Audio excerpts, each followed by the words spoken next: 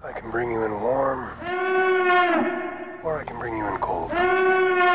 This is where the fun begins. Hello there. Hello and welcome to Jedi Knights, the official Star Wars podcast for JoyClicks. I'm one of your hosts, Mike Connors, and today, as always, I have my Chewie, my co-pilot, here in the pilot seat of Jedi Knights, Christian Buckley. How are you, my man? Zalbar is who I am today, Michael. Oh, wait, hold on. This is perfect. So I can be Buryaga and you can be Zalbar. There we go. Finally come full circle, I think. Yeah, because I remember when I first went to Kashyyyk during my playthrough, I was like, oh, Chun 2D2, Chun Chundar, and I was like, wait, no, Chundar was a slaver. So yeah, Zalbar is the one. Zalbar is the Wookiee in my eye. Zalbar is the homie as well. That's definitely true. For those who aren't familiar, we're talking about Knights of the Old Republic. That's what we're talking about, and we sure as hell have some news to talk about regarding that game. Christian and I mean, we're all eating good as Star Wars fans right now, as far as I'm concerned. But we'll get into that later for sure. But how are you, my man? How you doing? I'm good. Exciting stuff coming up for this show and in my own life. I gotta wake up early this week, I think later this week, to make reservations for the good old cantina located on Batu, Florida. So Batu, Florida. I didn't know Florida was in the Outer Rim. Oh, if there was any state in the Outer Rim, Mike, it is Florida. This is true. You have to make those tickets in advance, I guess. Yeah, we do. So, how you doing? Nice. I'm pretty good. I also didn't mean to cut you off if you have something else to say, but yeah, I've been pretty good, man. I've just been busy. Been doing stuff, just been running around.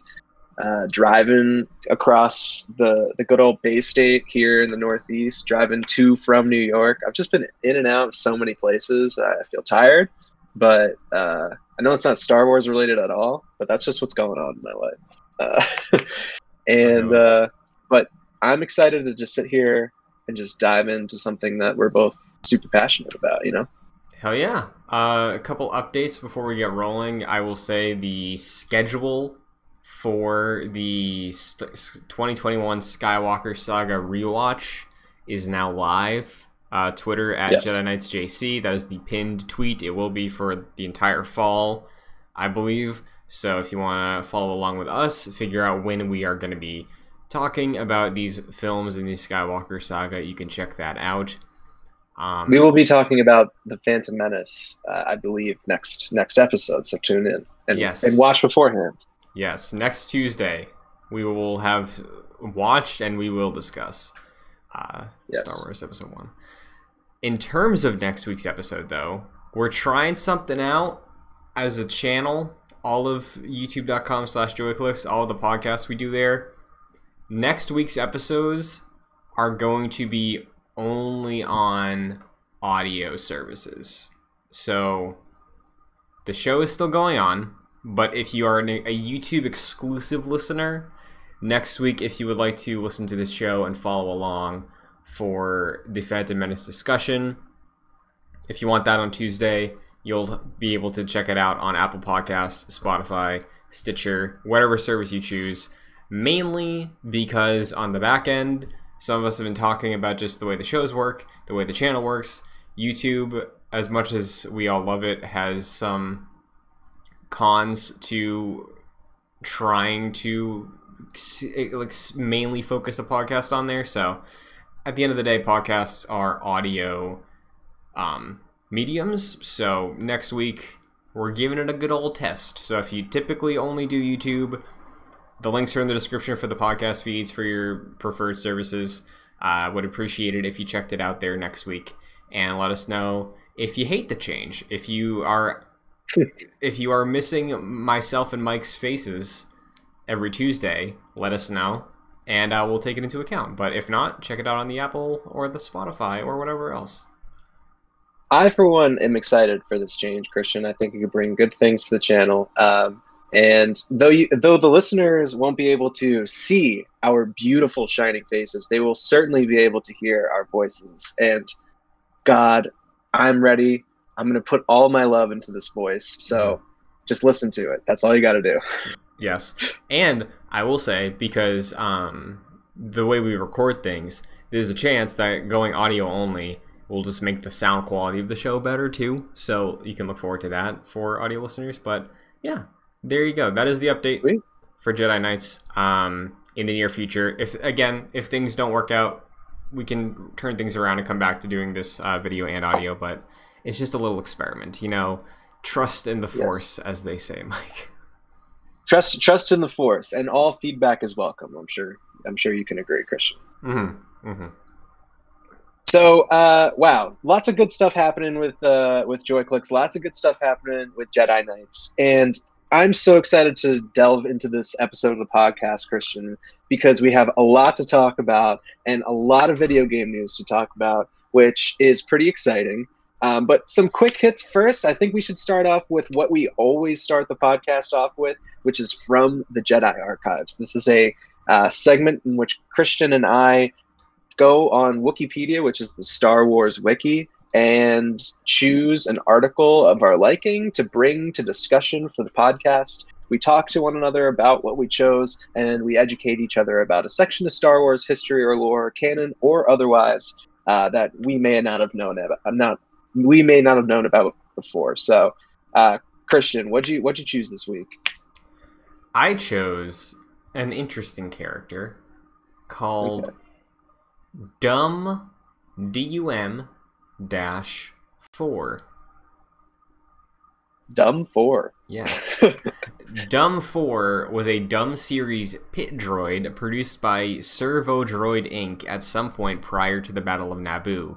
Dumb 4 was part of the droid pool maintained at the Mos Espa Grand Arena on Tatooine, along with Dumb 9. Dumb 4, along with his fellow pit droids, were put to work during the Boonta Eve Classic Pod Race in 32 BBY. Like most pit droids, Dumb 4 was not too clever, and he would often fight with others. He seemed to particularly enjoy working with the young Anakin Skywalker. So there you go. Very interesting. Is Dumb 4... So it's established that they're the pit droids in episode 1. Is Dumb 4 the one that gets like sucked into Ben Quadinaros' like, or is it Ben Quadinaros? I think I don't know. I forget what it is. There was one. It's Odie Mandrell. It's Odie Mandrell. Yeah, Odie Mandrell. Is Dumb 4 the pit droid that gets sucked into the engine? Do you remember that? And then gets like shot out the other side. I do remember that, and I'll keep an eye out next week, Mike, when we watch Phantom Menace. But Dumb 4 on their Wikipedia page has a wonderful image that I think is like meme worthy. I'm sending it to you right now. It's like, Mom said it's my turn to use the Xbox. Mom, I flew up. Like it's on that level. Definitely. You have a larger following in the Star Wars community than I, Christian, but you should definitely like do something with this. Yes. TikTok it up, baby. I think Dumb 4 has potential to make me TikTok famous. I think you are correct. But, yeah, you're like almost there, basically. Yeah. But. And I will say, the reason I found Dumb 4 was because originally I found a story called Anakin's Pit Droid, which I was going to talk about, but then I realized the droid in the story has a name, and it is Dumb 4. So there is a children's storybook about the adventures of Dumb 4. That's really fun. Yeah. Well, there you have it. What's your pick this week? So I picked, and it seems as though this is canon, and I had never heard of this before. I picked a Hutt clone trooper. Are you familiar with this? Like a Jabba the Hutt clone trooper? Yeah. Okay. So Hutt clone troopers were cloned Hutt soldiers that were created under the Galactic Empire's Tarkin Initiative. Though they were rejected for wide-scale use, they were frozen in an archive aboard Hive Base 1, a secret Tarkin Initiative facility. During a base infiltration by mercenaries, the base's frozen rejected projects were unfrozen to stop the infiltrators.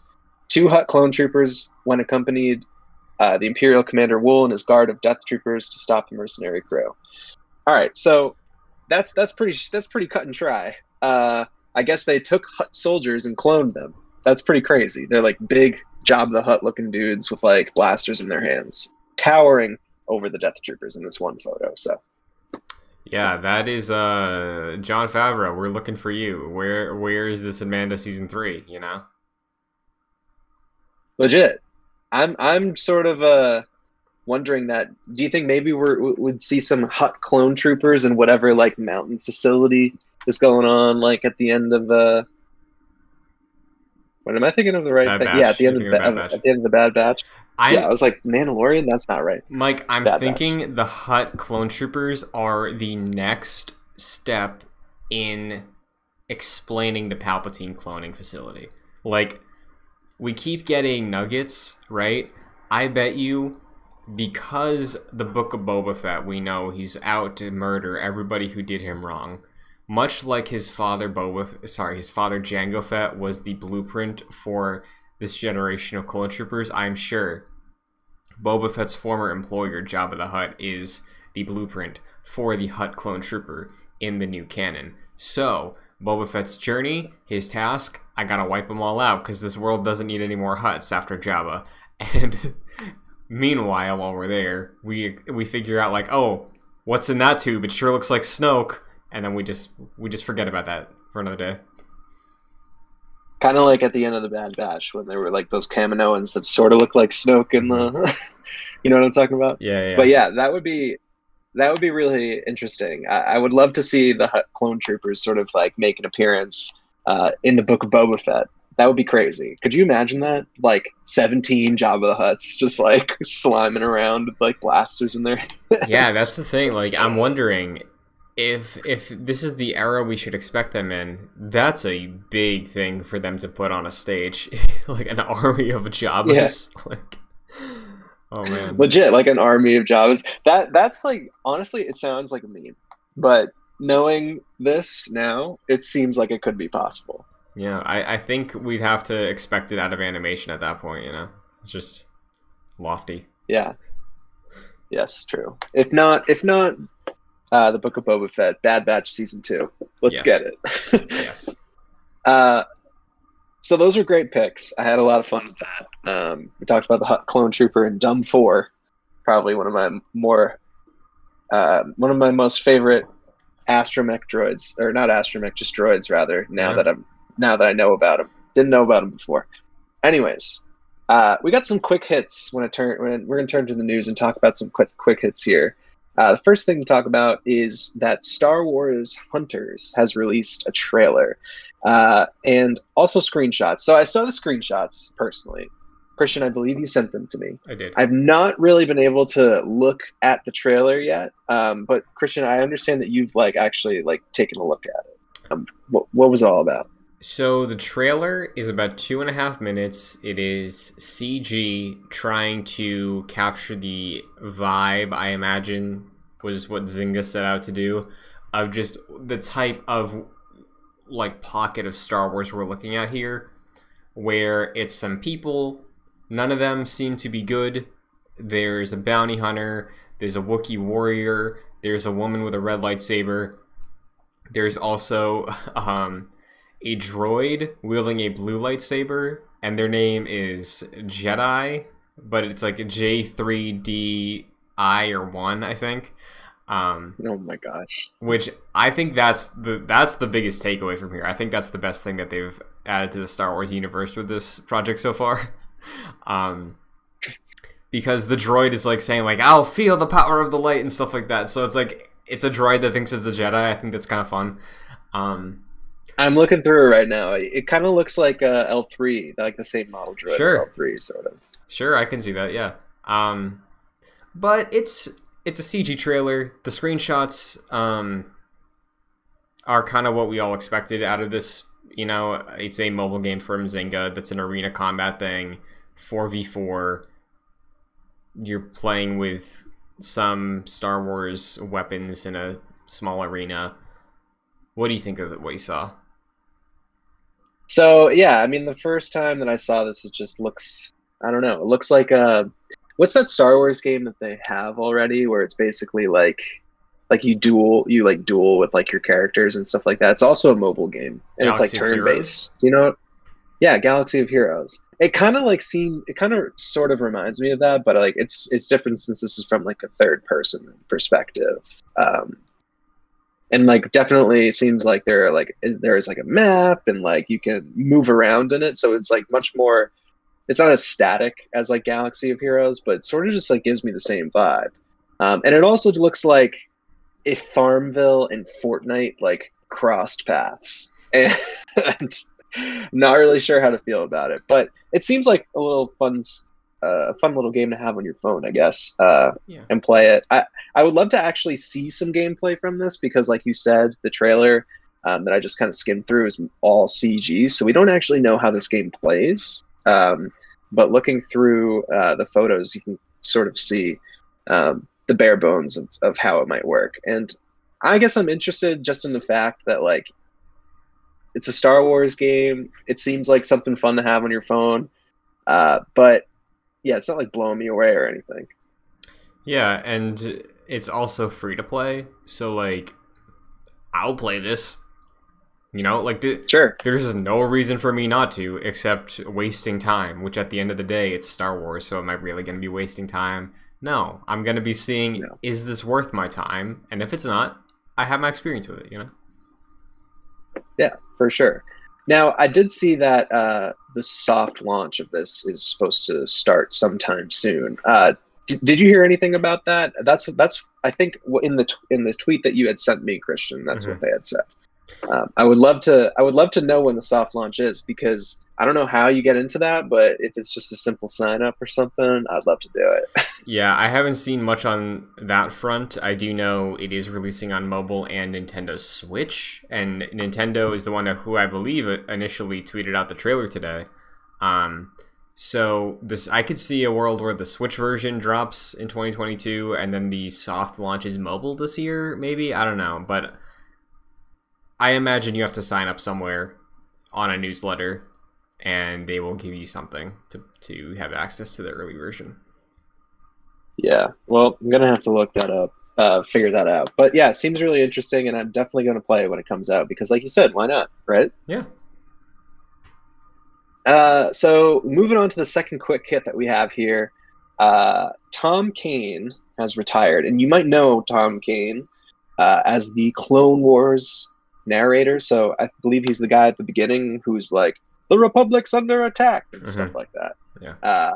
Also Yoda, and obviously since he's a voice actor, he does much more than that, but those are his two main roles. And he posted online about how he's retiring after complications from a stroke. So that's really sad to see that, but you know, I'm happy that he's, alive, doing well, it seems, and if he needs to retire, that's totally on him. It's hard to come back from something like that. Yeah, and I like, obviously iconic voice. I was scrolling through his IMDb before we recorded today, and it looks like he does have roles that have yet to release. Specifically, when it comes to Star Wars, he voiced a good number of characters in the Lego Skywalker saga, so that will be his, presumably his send-off for the Star Wars galaxy. So someone with that iconic voice, who did voice Yoda for so long. I also saw he was Admiral Akbar in The Last Jedi, so like he's got a wide range of Star Wars under his belt, and ending on the Lego Skywalker saga, I don't think that's a bad note to leave off on.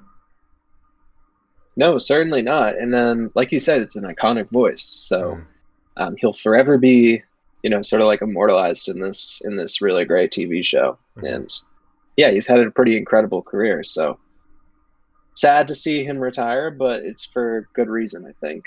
Yeah. All right, so moving on to the next quick hit here. Star Wars Visions, one of the most anticipated Star Wars TV shows of this year. Slash Film has received screeners and said that the series in its totality, I think 9 episodes, 2.5 hours long. So that's its total duration. Also saying that the episodes are 13 to 22 minutes long. So that's interesting. I was thinking that maybe most of these would be around like the 20-ish minute mark, maybe like 15 to 20-ish minute mark. 13 seems a little low, but like honestly, I don't really care because if they think that they can tell a compelling story within that amount of time, then that's the only time that they need, and that's fine with me. I'm not really one to like look at these things and be like, oh, like that's upsetting that they're going to be shorter, because I think the vibe is that like they're going to be sort of like vignettes and shorter. So this doesn't really upset me that much, and it's just interesting to know like how like what this is going to entail from the get-go. And I also think it depends on the concept, right? Like some ideas and pitches, I won't say don't deserve a full 22 or 30 minutes, but like some don't need it. Yeah, they don't need it, right? Like think about one of the best episodes of season 2 of The Mandalorian, right? The episode with Boba Fett when he came out and he debuted. That episode was like super short, right? That was like an 18-minute episode or something like that. Yeah, I don't know if it was quite 18, but it was like probably the shortest one out of the season. I think it might have been like pre-credits. I think it was around like 18 or 19, I think. Okay. All right, I believe you. That's just off the dome. But I remember it being like alarmingly short when we pulled that up and we were about to watch it. That episode didn't need to be any longer than it was. You know, like it was using the language of visual storytelling. I think with anime, specifically here, that can work fine. Like the low end is what, 13 minutes? The duel? Yep. The duel's whole concept is a fight. I need no dialogue in that thing and just the lightsaber fight. You can do a lot with just the visual storytelling of a cinematography focused fight through anime. You don't need any more time. You know?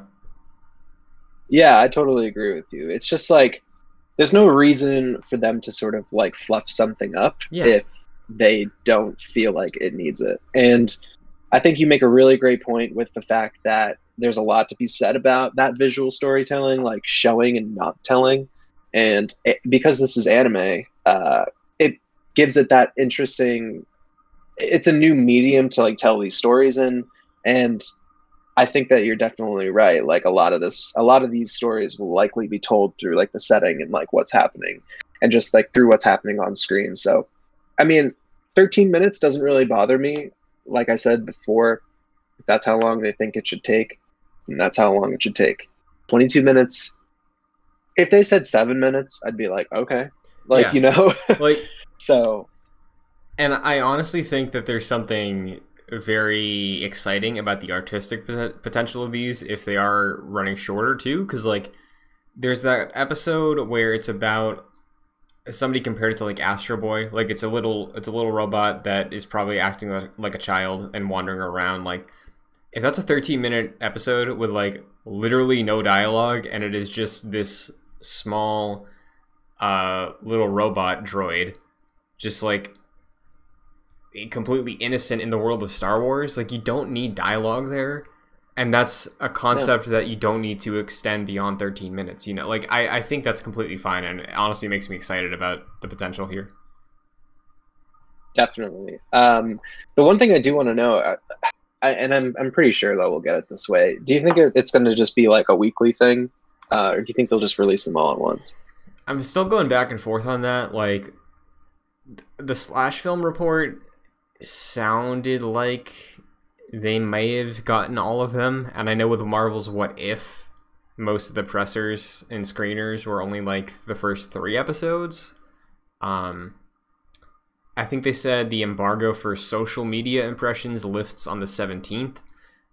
So like I don't know, I honestly, the closer we get to this, the more I do hope it is kind of all at once here, because like now knowing the scope of them and this project, What If is different because What If every week is like 30 to 40 minutes worth of stuff, and that could carry its own week of being the new content for Marvel that week. And with this in Star Wars, like some concepts are just, like we said, gonna be a bit lighter to digest than others. I'm sure there will be at least one heavy one, but All at Once, I think, might be a good move for this, even though it's not the trend on Disney Plus. How do you feel about it?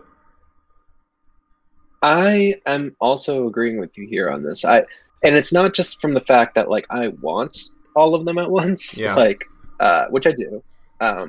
But I just think that if they are going to have, like lighter episodes, as you put it, and it seems as though they're doing that, then they should definitely just like put it all out at once, because you don't want to like upset fans by like, and I guess it really all depends on like the order in which you release these, but like say that your droid idea was what that episode is about. Like if you put that out as the first one, like people wouldn't want to watch this. Like, so it's tough. I mean, like I also think that Disney likes to make money, and if you stretch it out over weeks and weeks and weeks, you can get more people subscribing to your service, because it's going to be at least 9 weeks, or it's going to be 9 weeks. So I mean, I don't know. Like you said, like going back and forth either way. I think more likely than not. Honestly, I think more likely than not, we're going to get it week by week, but I hope that we get it all at once. And I hope I'm proven wrong. Yeah, honestly. no, and one more thing about why I think All at Once could work here, it's that unlike What If and even Bad Batch and any of the other stuff, each episode here is going to look visually distinct. Like, they're not going to look all the same. Like, you can... That's a good point. Drop them all at once, because there's all these different studios with their own art styles. And from what we've seen in the trailers, a lot of the art styles are pretty varied. In terms of just like not overshadowing each other, if the majority of them looked visually unique and distinct from one another, like that's fine. They're not going to get buried, Yeah, you make a good point. Again, like I don't know if I can really make a prediction one way or another. Yeah, it's hard. I really hope that they all come out at the same time, just because of this, because I'm selfish. Yeah.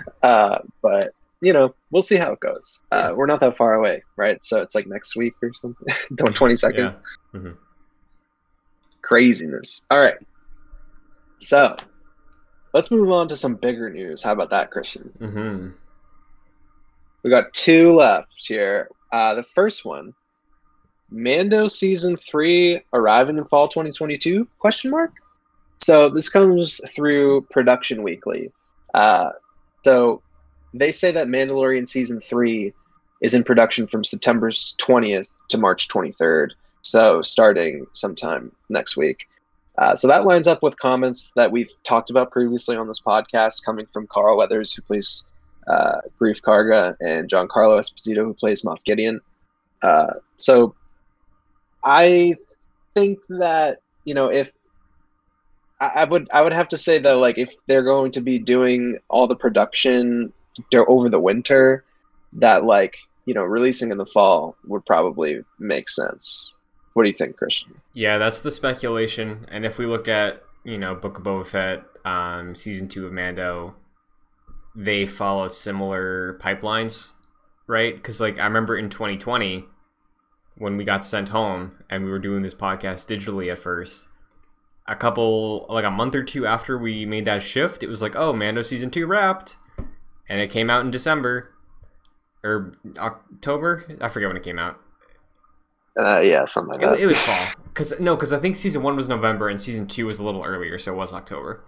Yeah. Book of Boba Fett wrapped this year around like April or May, I think. And as far as we know, it's beginning in December. So, like, I think that's a turnaround that makes sense.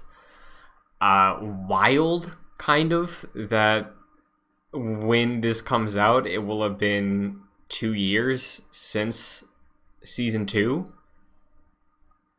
Very wild. Yeah. I mean, if you think about it, so they haven't started production on this yet, but as I remember, they filmed Season 1, right, and then released it, and then almost like immediately started filming Season 2, right? Yeah, I think as Season 1 was airing, they were shooting Season 2, I think.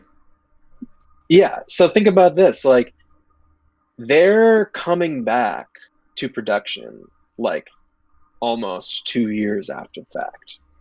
That's crazy. Like, they haven't even, like, been, like, they haven't filmed anything for, like, 2 years. Yeah, that's insanity. Which is weird, because I remember there was all these weird theories that, like, the Book of Boba Fett was actually season 3. Remember that was that whole conversation?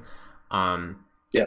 Because as a title, I think that makes sense, right? Where like the Mandalorian's divided into chapters, and then the next season, the following year at the same time, okay, now it's time for the Book of Boba Fett. Like we went through the Book of Din Djarin, and now it's the Book of Boba Fett.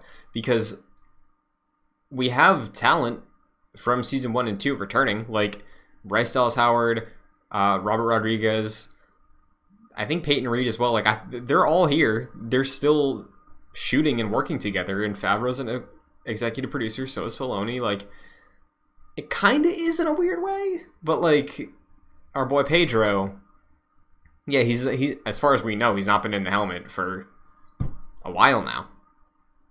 Long time. Yeah. Yeah, it's interesting. I think that the timeline really does work out, though. If they are able to wrap production sometime in the spring, then it doesn't make, or spring 2022 rather, then it wouldn't make much sense for it to come out any later than like fall or winter 2022, in my opinion. Just based off like all the other stuff that we've seen, all of the other things that we've talked about. That is interesting that you bring up that thing that we had talked about previously on Jedi Knights about how the Book of Boba Fett might have been Mando season 3 at first. Just thinking about it, that would be really cool to have like a Book of Bo-Katan or something. I don't know. Yeah. But yeah, I mean, I'm not really upset about it. I know that at the end of season 2, they made like a pretty lofty promise saying that Mandalorian season 3 would like also be coming like this Christmas or something, right? Yeah. And that's just not happening, obviously. So interesting though that they haven't said anything about it like officially is what I'm thinking.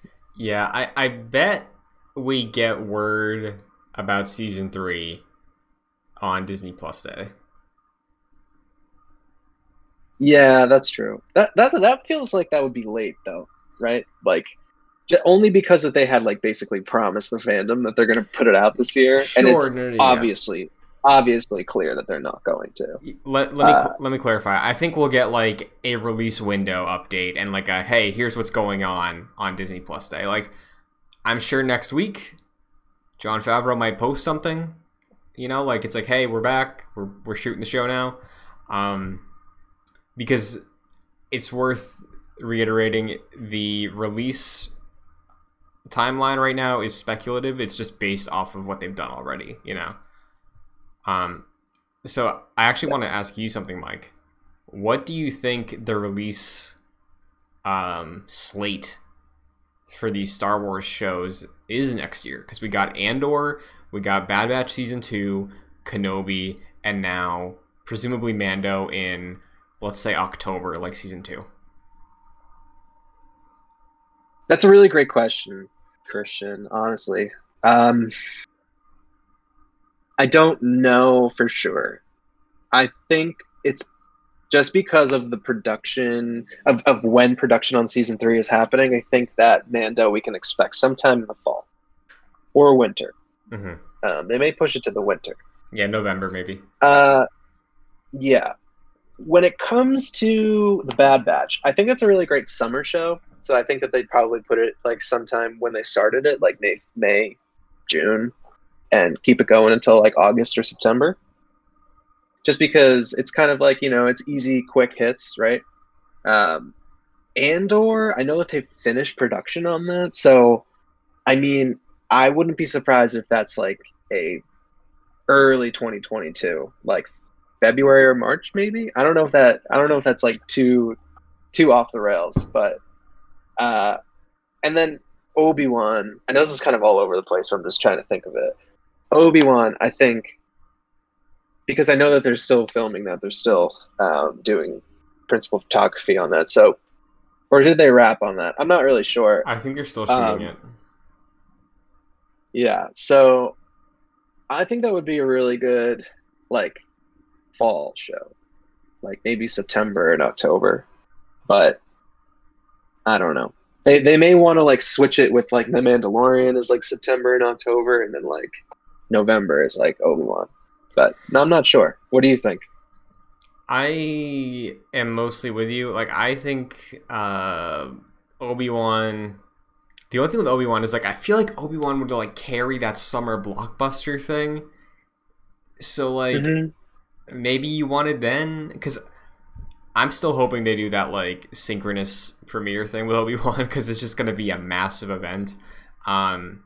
But I'm with you. I think Andor, like, February, March, Bad Batch, early spring, most likely.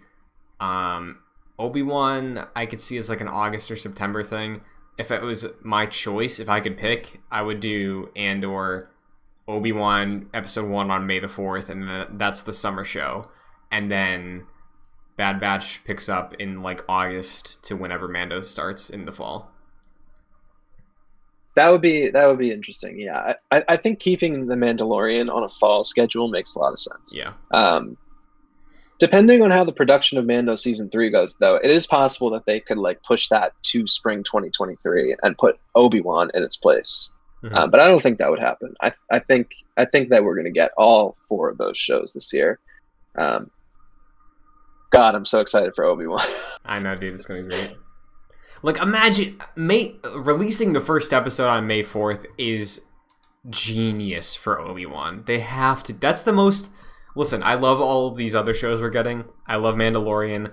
Cassian, I've been on record, I think might be my favorite Disney character for Star Wars, but, like, May 4th, and you have an Obi-Wan Kenobi show that year, that's when you drop it. Also, that's a Wednesday, and Disney Plus is doing Wednesday drops now. What the... Mike, book it. Book that date. I mean, yeah, that would be interesting. I'm going to put it on my calendar right now. Christian says Obi-Wan is coming out. But yeah, I mean, that would be cool. I think it could work really. Honestly, dude, like, to be quite honest with you, it will work no matter when they put it, because it's just going to be hype either way. Yeah. Like, but it does seem as though Disney likes to hold off on its, like, big hitters for, like, a fall sort of season. But I don't know. We'll see how it goes. If your prediction is true, Christian, we'll probably be getting Obi-Wan into, like, June of 2022. So that's pretty cool. Yeah. All right. Well, we have made it to the final news item of the day, and this is a big one. We are eating good in the neighborhood tonight. So for people who listen to Jedi Knights, the listeners out there, you know Christian and I love Star Wars Knights of the Old Republic, the video game. And we've been talking, we've been pleading, we've been praying, begging, what have you, all of those verbs for a remake. The gods, I should backtrack and say, we've talked about rumors, we've covered rumors, we've gushed about how much we've wanted this on the podcast, and our dreams are finally coming true. At a recent Sony PlayStation event, they showed a very brief trailer including Darth Revan announcing a Star Wars Knights of the Old Republic remake made by Aspyr. So Aspyr does all the other Star Wars ports, so Your Republic Commando, etc. And so instead, they're going to be remaking this basically from the ground up. So they're not going to be sort of like remastering it or like porting it. No, they're literally making it from the ground up. Pretty sick. So it's going to be exclusive to PS5 and PC at first. I imagine, and I don't know if this has been confirmed, but I imagine that it will come out on other systems following that. It's been in active development for a little while in close collab with I don't know what that is on the dock here. That is Lucasfilm Games. Lucasfilm Games. There you go. And Jennifer Hale's back as Bastila. So that's all really good stuff, along with some other familiar voices. So that's the nuts and bolts of it right now, Christian. I'm gonna stop there for now and just get your reaction on this, because I'm pretty hyped. I'm sure you're pretty hyped. Oh yeah. I like the thing that we didn't like talk about with this presentation was this was their opener.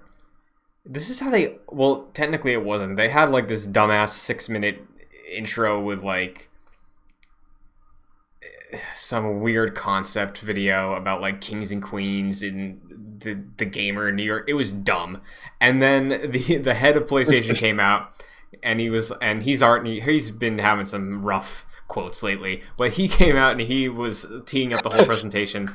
And then they got to the games, and the first game, Fade to Black, Fade in Lucasfilm Games. It's like, what the hell's going on here? And then we see Aspire, and then in my head I'm like, oh, it's time. It's finally time. Yeah, I think as far as teasers go, it was a really good teaser trailer. Yeah. To open a show like that, to have this very slow reveal, because like if you were following the rumors and you saw Aspire, you knew it was KOTOR, but like I think they actually, for the music, I think I saw they used the track from the Last Jedi soundtrack, which is interesting. They did, yeah. And as it's playing in the background, it's building up. You hear Jennifer Hale as Bastila talking about the Sith, specifically a Sith, and they're saying like, "Oh, we need to destroy them, like this specific Sith." And you see a hooded figure in the dark, in the fog. You see a red lightsaber as they're still building up the Sith to be this incredible force, and then you get the guard animation, and then the light of the red lightsaber shows Revan's face. It was so cool. The guard animation, that's so true. But yeah, no, it was quite a moment, to be honest. And like I said, Christian, we've talked about this a lot, and this has basically been like soft confirmed for a long time. Jason Schreier, I believe, has like said on his Twitter like months ago that it's like basically a shirt thing, and he was right. So +1 for Jason Schreier. So yeah, it was quite incredible to see, this reveal at that Sony event. Some more things about the Sony involvement, and this is taken from an interview with an executive producer at Lucasfilm Games, and a director at Aspire, Orion Kellogg and Ryan Treadwell. So Orion Kellogg is the EP, and Ryan Treadwell is the director at Aspire. So this is from StarWars.com. They did an interview with them. And some of the quotes that we pulled from this, very interesting. They said, Star Wars Knights of the Old Republic Remake will see the classic RPG return as a PlayStation 5 console, exclusive at launch and for PC. Christian, I'm going to stop right there. What do you think about that? Mike, I have a conspiracy theory. I think this is Xbox's fault. You know why? Why? Because they bought every single person who makes Western RPGs, and PlayStation has none of those lined up. So they were like, hey, they're working on a remake of one of the best Western RPGs of all time. Why don't we just try and get that? Because they don't have Elder Scrolls anymore. They don't have Fallout. They don't have Obsidian. Their only Western RPG partner was CD Projekt Red, and then PlayStation didn't even allow them to sell Cyberpunk on their store. So I think their options were limited for this type of game. That's the conspiracy side of me. On the realist side, I don't know if that's so much of a conspiracy, to be honest. I mean, yeah, it seems pretty reasonable. But were they backed into this corner? Was their hand forced by Xbox? Maybe. But like, it's tricky, right? Because like, I like every ecosystem. Like, I like Nintendo. I like my Xbox. I haven't bought a PS5 yet, but I've been a PlayStation guy most of my life. I love Spider-Man on PS4. It sucks that an Xbox person can't play that, but it's like that's a game made by a Sony-owned studio. This is weird, because even with something like Final Fantasy VII Remake, like Final Fantasy VII had a strong tie to PlayStation because that was the console it released on. So the remake being exclusive, still being exclusive, we thought it was just going to be a year. That also kind of makes sense in a weird way. This was never on PS2 or 3 or 4. Like, this was an Xbox and PC exclusive. It's a little weird. So, what were we gonna say? It is a little. No, it is a little weird. I was gonna mention that because it's almost like it's the same thing that they did for the first one, but just like the completely opposite side of the coin. Yeah. And I think that there's some like irony in that almost. I do think it's weird, like you said, because it's not like this is a Sony owned studio. They must have just like struck like a serious deal with Sony. And it kind of sucks that like people who grew up with this game playing it on an Xbox because it was for so long an Xbox exclusive now just like can't play it on their Xbox. For a while at least. I will say the one thing that sorry, what were you gonna say? No, you're good. You're good. The one thing that is really good here is that even though it's a Sony exclusive, it sounds like the PC release is coming simultaneously, so it will be PS5 PC at launch, it sounds like, which is very good because Final Fantasy VII Remake, another exclusive, still hasn't released on PC. You know, like, Xbox is great about that. They release Xbox PC for every game that's exclusive to them now. PlayStation's been putting some of their games on PC very slowly, and there's never been a day-and-date one. Granted, this isn't a PlayStation-made game, but it sounds like they're pumping money into this thing. Like, PlayStation's paying for some of this. So, yeah, it's a little bit of a murky situation, but it's a bummer. Everyone loves Star Wars. You know, everyone would love to play this game wherever they can. Definitely. I want to touch upon the point that you sort of made about how it seems like Sony is sort of pumping money into this project. There is a quote from the StarWars.com interview that says, Sony Interactive Entertainment is a creative collaborator to the project, working closely in development with Aspyr and Lucasfilm Games, particularly on how to take full advantage of its newest cutting-edge platform. So Kellogg, who is the Lucasfilm Games guy, says they're helping us all navigate this space and navigate their hardware with an inside track on the cutting edge. So that's very interesting. I just wanted to highlight that in terms of what you said about how Sony seems to be kind of like pumping some money into this. They're putting some resources into this. They're putting people on it, you know, like, so it's interesting, like, you know, and I am a little salty at the fact that like it's not going to be coming out on on Xbox, but it is nice to see that they're at least taking it seriously, you know. Yeah, because like PlayStation, I think putting money into this is a good thing because, like we said, Aspyr, typically a port studio, and with the Jason Schreier report a few months ago, he was like, "Hey, this is like their biggest project yet." I think he threw out the number of like a $90 million budget, which is pretty big. Staffing up big time. I'm sure some of that money is coming from PlayStation. So like, if you take PlayStation out of the equation, and this game, like maybe Xbox would have stepped in to foot the bill also, but like, if you take them out of the equation and it's just Aspyr on their own, maybe this game, this remake, isn't the remake we all dream it should be, you know? Like, that's a factor here to consider. Definitely. I want to talk a little bit about the team working on this, since it's pretty interesting. So from this interview, some of the people who are working on the game said, quote, "We've assembled a prolific group of some of gaming's top RPG developers, including those with direct experience working on Star Wars games and video game remakes. Many of us previously worked at BioWare, with credits going back to the original KOTOR." So people who worked at KOTOR working on this game. To further bolster that, they said, "We've added some amazing developers from games like Demon's Souls Remake and Ghost of Tsushima. And our narrative team is fantastic, with years of storytelling experience across Star Wars games and comics." So that's basically the nuts and bolts of that. But I think it is really interesting that they are bringing people back who have like literally worked on this game. I think that that's a really good sign.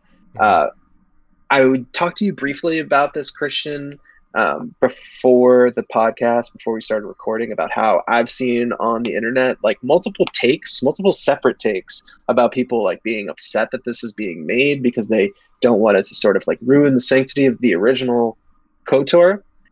But I don't know. I feel like I, I have a hard time believing that. I have a hard time sort of like jiving with that because of the fact that it seems like they're taking it really seriously. And if they have people who literally worked on the first one working on the remake, I would assume that it's going to be relatively authentic. Yeah, and they this is a very long interview on the StarWars.com thing, so they really get in the weeds with the fandom of the producer and director, as well as like the atmosphere and the types of questions they think about when they're working on this game and what they've been thinking about since they started and before they started. It's very clear they all at this team know what they're working with here, and I think that's important. And just from reading the interview, I trust them. Like, it comes across as genuine. And some of the talent they have, like, yeah, they've worked on Star Wars projects, which is, I thought, what everybody wanted. A week ago, we were like, oh, you're going to have someone who doesn't like Star Wars in the writer's room on a show? That's not cool. But, like, now that's not cool? If that they actually worked on Lucasfilm Productions? Like, what? Exactly, man. They legit worked on this game like when it came out the first time. Like, yeah, and they know what they're talking about. Like, I think when it comes to a remake too, it's exciting because they talk about this too. What should we change? Like, what should be changed? What should be modernized? What should we do for the returning players to be surprised? That's important with a remake, right? Like, I think that is a huge factor in when you want to actually remake a game. And the fact that they have the original team on there who made the calls the first time, they're bringing in this new talent who has, some of them have worked on Star Wars stuff. If these new people have ideas on twists or new ideas or things to rewrite or anything like that, you have the original team there to brainstorm with them and like make that new idea, wild or tame, fit in with that spirit of the original. So like, I don't get it, man. I've seen most of the negativity I've seen around this in terms of not wanting it to be done is the good old fandom menace out here being like, oh, I don't need Disney making an SJW Star Wars game. It's like, man, did you I played the original earlier this year, and the first guy I talked to is a racist. Like, this game is political. Like, more so than some of the movies. Like, dude, you know, I've said it once, said it 1,000 times. Star Wars is political. Yeah. And so, you got a problem with that? Just stop watching Star Wars. Or like, have a critical thought in your life. Like, think about what you're actually experiencing, not just like, oh, the laser sword's red. That's cool. Like, yeah, context. No, legit. You're so right. And I think this next quote that you had pulled out sort of like really talks about and sort of emphasizes what you were saying about how this team that's working on the remake is so dedicated to Star Wars. Quote, this is from Ryan Kellogg, who is an executive producer at Lucasfilm Games. He says, "This is a crown jewel of the Star Wars gaming lineup, and we wouldn't be so excited to share it with everybody if we weren't absolutely confident it was going to be an awesome game. We trust Aspire, we trust the team that's working on it, and we're doing the work ourselves to dig in, deconstruct, and reconnect to why people love it, because we don't want to mess with that. We love it too, and so we want to do it right. We hope everybody feels we've done this game a service when all is said and done." That's all you can ask for, I think. Yeah, you're right. That's it. That's the most you can ask for at a remake. It's literally all you can ask for. Now, what do you want to ask? I had a different question I can get to in a second, but go ahead. Okay. Well, I wanted to talk a little bit about, they talk a little bit about in this quote about they're trying to dig in, deconstruct, reconnect to why people love it because they don't want to mess with that. But you were also talking about how they were also saying in this interview about what can we change, right? What can we modernize? What can we modernize? What can we change without disturbing the main central theme and the main central story of.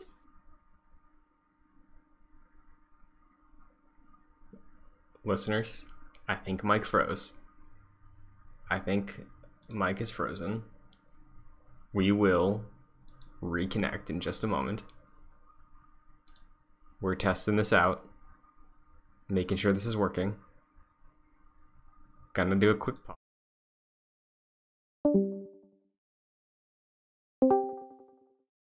Hello? You still there, Mike? Hello. Yes. Okay, Hi. cool. We're still rolling. What's up? Okay, sorry. It's okay. So I guess what I'm saying is what do you think is going to change in this new iteration of the game? Because they were talking about how they're digging in, deconstructing, reconnecting to why people love it. They don't want to mess with it. And you were saying how they were also talking about what can we change, what can we modernize. So I guess what do you think is going to be different in the remake from the original game? I mean, I think some of the early 2000s isms of some of the dialogue will be updated a little bit. Like, I played through it, like I said earlier this year. My Revan was a woman, and Karth was being a little sus. So, like, I think update him. I think that's the first thing, like, oh my god, rewrite Karth a little bit. I think that's objective one on things to change. But, like, stuff like that, like, I think modernize it, make your heroes not kind of weirdly sexist. Like, do some of that stuff just to make it for a 2021 audience. And that's not SJW-ing Star Wars. That's making it approachable and good for more people. Like, I think that is what they talk about on a baseline level when they're talking about changing for updates, is just making it more modern, right? And that involves the context of some character interactions. Also, I do think the script could probably use a bit more of an update just to make these characters feel a bit more real. Like, some of them are a bit cartoonish. I think you can make that a little more modern. It's still Star Wars, so things can be outlandish, but I think you can tone down some of the stuff, make things a bit more subtle, give, especially Bastila, a lot more of a fleshed out origin, because I remember talking to you on our KOTOR episode once I beat it. I kind of didn't really feel much with her turn. Like, yeah. Spoilers for KOTOR. Spoilers for KOTOR. Yeah, true. Listen, if you haven't played this game by now, like, seriously. So, stuff like genuinely like that, that's what I'm talking about, right? Like, make these characters richer. Make them feel more realized. And I think that involves making them a bit less early 2000s idea of who's a cool hero, I think at a writing level, that's it. That's what I think of when I hear changes. I don't think they're gonna do a massive change on the twist. It'd be cool if there was something they threw our way on the twist to make it a bit more interesting for returning players. I don't know what that would be, but I'd be cool with that too. Like, if they want to change maybe the reveal a little bit, or when the reveal happens, I'd be cool with that. Yeah, definitely. I think I think that there are ways that they can do this without, like, messing with the original source material, and I don't think that they're going to make too many changes that actually, like, that make it, like, not. I don't know what I'm trying to say, but basically what I'm saying is that I am confident. Yeah, like, so taking out some of Karth's ugly lines doesn't make it not KOTOR anymore, Like, it's still KOTOR, and that's still Karth. Polish it up. Yeah. So you just gotta polish it up. I think the grand negativity and worry is coming from the worst type of Star Wars fan, because mostly everyone I've talked to about this who has played the original, who's familiar with some of these people who are working on the game now, is exciting, and they're happy about this. So Totally. I mean, the only reason I'm excited, I'm super happy about it. The only reason why I brought it up was because I had heard that from multiple places, and I'm sure that there are people out there who truly feel that way and aren't trying to be jerks about it. No, yeah, for sure. Because just to level with that, like, I told you this before, there's rumors that Bluepoint is going to remake Metal Gear Solid. I don't want them to do that, and Bluepoint did Demon's Souls remake and a bunch of other great remakes. I don't want anybody to touch Metal Gear Solid. So, like, I get it, but yeah. One thing's for sure. I hope that they don't change the turn-based combat system. Don't change that. I've seen a lot of discussion about that recently, Mike. Like, a lot. Do you have an opinion? So I love turn-based. I think turn-based is way too overhated, and the people who clown on it all the time just haven't given it a shot. Yep. I will say, when we go back to the team and we specifically look at how they've hired devs from Demon's Souls Remake and Ghost of Tsushima, both of those games are action combat systems. I don't know if that's a reference because both of those games also use blades and swords. So, like, I don't know if that's trying to set the tone, give a little tease. My dream scenario is still the Final Fantasy VII Remake combat system, where you do have that square is your light attack, triangle is your heavy attack, you're building a meter, meters up, okay, time stops, and then you can menu through different superpowers. Or, I know FF7 Remake also launched with this, there's a mode where the square and triangle attacks, they play themselves until your meter's up, then you can do it, so it is still kind of turn-based. I think that's a perfect medium. Yeah, that would be a really good happy a really great balance between like an action combat system and a turn-based system. I think, to me, like, honestly, like Star Wars and Knights of the Old Republic, like turn-based systems in video games, when I think of that, the first thing I think of is KOTOR, and I think it sort of like adds a little bit to the character of the game, to be honest. And I don't know if I feel like it may fundamentally change the game if they completely do away with it, is what I'm saying. Yeah. Because it does like add, in some cases, like a serious element of challenge. So I don't know. I guess like if they could convince me the other way, I just have to see it first. Mm-hmm. But my first gut reaction is I hope they don't change that. But maybe a good medium, a good balance between the two is the answer. Yeah, and I think when it comes to FF7 Remake, that was also a huge factor because the original was fully turn-based. And modernizing it, no joke, like, that is my favorite combat in, like, I think any game I've ever played. It's just so fun. The hits feel amazing. The spectacle of it is beautiful. And when it comes down to those moments where time stops and you have to be strategic, there is a challenge there. So, like, I think that could absolutely work here. I don't know if it would be hard to achieve, but I hope if this is an ambitious remake, that's the ambitious part. Because it doesn't sound like the story is going to be that drastically different or ambitious. So, combat maybe can be. Definitely. Christian, when do you think this is going to release? Oh. Let me put it this way. I think if you've never played Knights of the Old Republic, you can probably start it next year and take your time with it. And by the time you beat it, you'll have a good amount of time to stew on it and your playthrough until you get this game in your hands. I think this is at least 2 years away. Like, this is 24, 25 territory, I think. I think you're right. I think at the earliest we would see it at 2023, late 2023, but I don't think so. I think 2024 is probably likely, like you said. And they're very, very vocal about wanting to get this right. I don't think you rushed this either. So take your time. I hope not. Mm-hmm. Well, did you have any other thoughts about the Knights of the Republic remake? I for one, am very excited about it. It'll be really cool to see this game sort of just like literally rebuilt from the ground up with new graphics. It's probably going to look damn beautiful.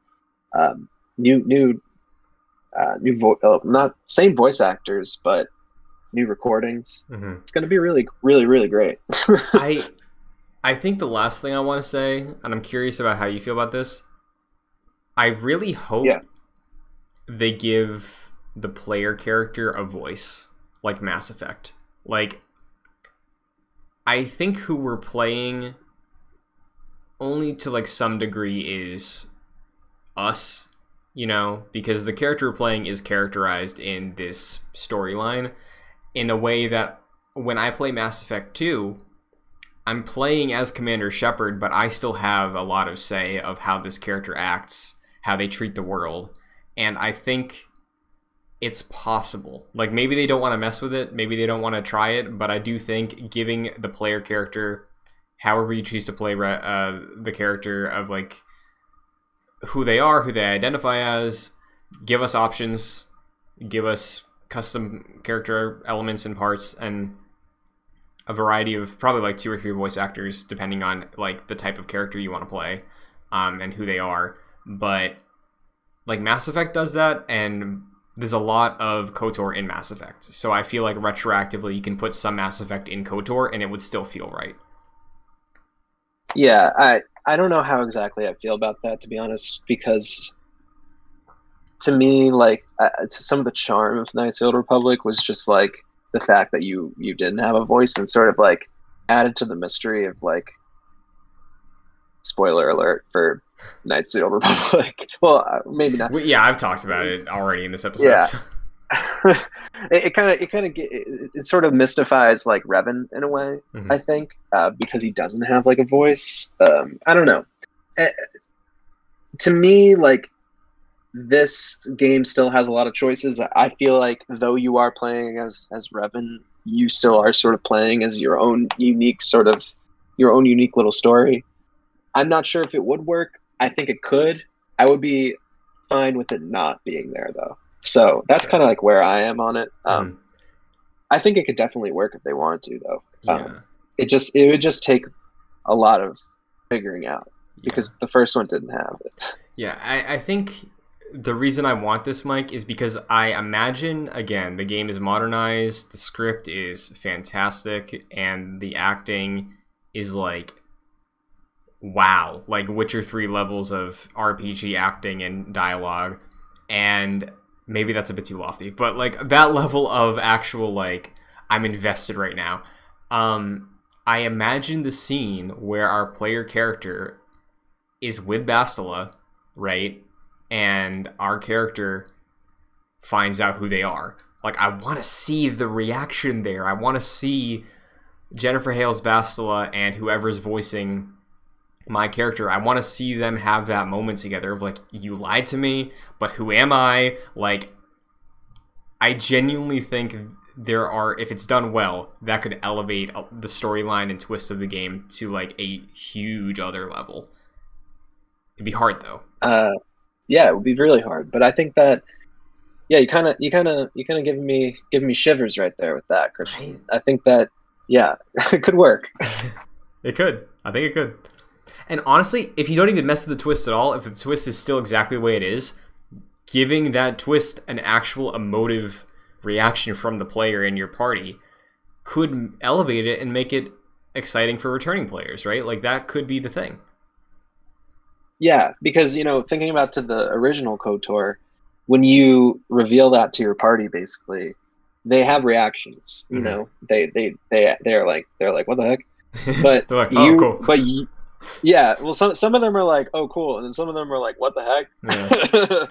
Yeah. But yeah, I mean, like, you're right. You don't really get to, you know, your character is just sort of like a blank slate, right? Yeah. Like, you get to just choose what they say, but you don't get to hear it. So it's like the emotional, like, I don't know, the emotion is lacking, I think. So I do see where you're coming from. So in a way, I think that would be really cool. It would be really hard though. Yeah, like, player interpretation, the delivery I hear in my mind, that's great.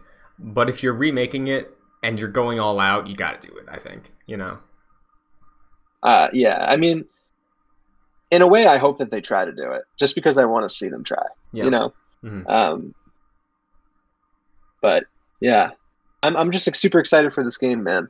Is there anything else that's coming to mind for you? I mean, just talking about it, I'm probably getting my expectations way too high, because Aspire, they've done great work already with the ports, but like, this is a massive, massive undertaking. Like, I can't imagine what it's like working on that team right now. There must be like, whenever they started this to whenever it releases, they're going to be feeling the pressure that entire time, I'm sure. So like, power to them. Good luck. May the force be with you. I am stoked. but I'm letting my expectations get out of hand, I think, for this project. Well, yeah, I mean, I think it's promising that they're bringing in help. You know, I think they realized their limitations, maybe, right? As a studio, maybe they're saying to themselves like, hey, we don't really have much experience doing this thing. We should call them the big guns, you know. So, yeah, I mean, I have full faith and confidence in them. Like, prove me right. Like, let's do this thing, and I'm pulling for them for sure. And the force is, I hope the force is with them. It definitely is. Yeah, like this could be one of the wildest underdog victory stories of gaming. Like, this studio who's just been doing ports comes in, does this massive remake, and then is like kills it. Yeah, and depending on how far they go with making this feel like a 2024 video game, KOTOR could be the new gold standard for Star Wars games again, the way that right now it's Jedi Fallen Order. You know, like, it could do that, I think. Yeah. And it should. It should. That's you're damn right. It should. Yeah. Well, I mean, I'm KOTOR'd out right now personally, but it was very interesting to sort of delve deep into that and talk a little about it a little bit more. That certainly is not the first, and it will not be the last time that we will talk about Knights of the Old Republic here on this podcast. But barring anything else, Christian, I think we're good to go out and head out to sea for tonight. Absolutely, yeah. I want to play KOTOR again now, but yeah, basically. Yeah. So, Mike, where can everybody find you? You can follow me on Twitter at Mike P. Connors. And actually, one thing that I just thought about, a lot of the previous episodes of Jedi Knights, I've been talking about how I want like a port of Knights of the Old Republic, or like a remaster, not a port, a remastered Knights of the Old Republic. But this is a lot bigger than what I ever expected, and I'm really excited for it. Yeah, and I cannot wait to play it and talk about it with you whenever it happens. And there's a world, Mike, where even though I played KOTOR this year, might start a fresh save at some point, so we'll keep you posted. I mean, yeah, dude. I might have to as well. If you want to follow me anywhere, at ShunTD2 on Twitter, TikTok, and Twitch, as well as here, shout out, Mike's got the Xbox copy. Yes. That's so cool. You can check out the show, like we said, this week, youtube.com/joyclicks, in the playlist for Jedi Knights. Everywhere else, podcast services, Apple Podcasts, Spotify, your service of choice. Next week, as a reminder, the episode will only be on audio services. So again, if you're listening to this on YouTube, you're watching it, you want the Phantom Menace discussion, Apple Podcasts, Spotify, whatever audio service you can look up on, Jedi Knights, that will be next week's episode. Let us know your thoughts. Let us know your thoughts on the We ain't going nowhere. We're not. We're just being different. And yeah, let us know your thoughts on the remake too, because I'm sure this is going to be a major discussion for this fandom for a while now. Yes. So. Yes. Ooh, you know what's an interesting topic, Mike? We should do sometime. Maybe this is a video. Like, if you're starting KOTOR for the first time, like tips, like just a general conversation, just like a 20-minute, like, hey, if you're starting for the first time, now let's going in. Hey. I mean, keep your eyes peeled. That might be something that's coming out. Oh, yeah. And yeah, if you want to support the shows even further, patreon.com/joyclicks at the $1 and $5 tiers. $5 gives you producer credit on this show and every show, like Aaron Easton and Charles Applin. So thank you very much. But that will do it for this episode of Jedi Knights. We'll be back next week on audio services with Phantom Menace in review. Does it hold up in 2021? We'll see. Keep your eyes peeled. Watch it by Tuesday.